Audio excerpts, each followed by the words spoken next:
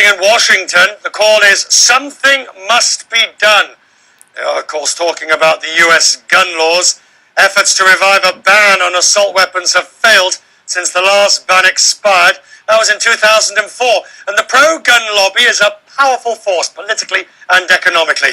According to the National Shooting Sports Foundation, the firearms industry contributed more than $30 billion to the American economy last year. Maggie Lake joins me from New York. We will deal with the politics in a moment, Maggie. Let's deal with the economics of it so far.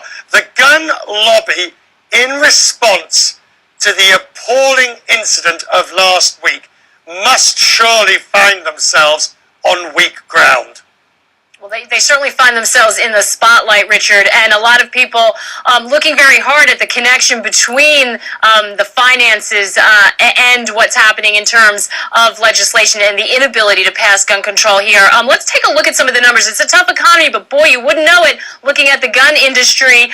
We're going to focus on two widely held, publicly, biggest known public gun companies, gun manufacturers, Smith & Wesson and Ruger. Both of those companies posted sales just last quarter of 48%.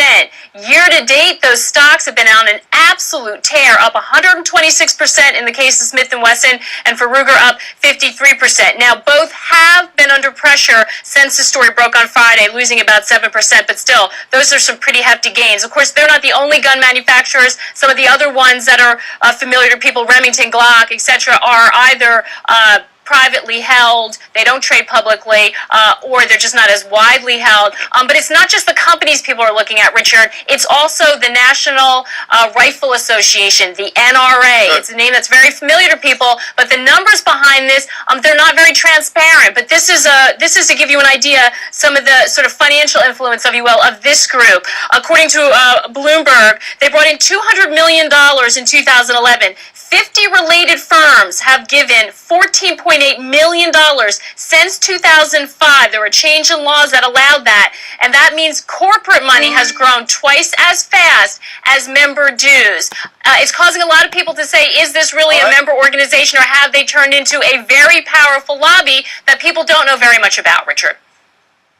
Now, here's the problem, though, Maggie.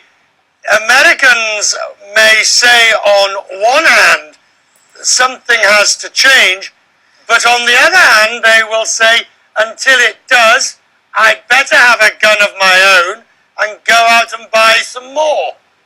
That's right, and in fact, after you've seen similar episodes, you have seen increases in gun purchases. But there's also a lot of confusion, Richard, because when you look at wide polls, a majority of Americans are in favor of tighter gun restrictions, despite the fact that the NRA's stance is opposite. This comes back to the question of who does the NRA really represent? If it represents its members, and a majority of its members are okay with some sort of greater restrictions, are they really representing, speaking on behalf of gun manufacturers, who one would imagine are not in favor of anything that's going to restrict those very high profits we've seen? Again, not a lot of transparency here. This is a very complicated debate, as is the entire issue, but people are really going to start to dig here to try to follow the money trail and follow that influence, Richard. Maggie, stay on that story in the days and weeks ahead, and here on Quest Means Business, I promise you this, we will of course report those results from the gun manufacturers as they give us their quarterly numbers.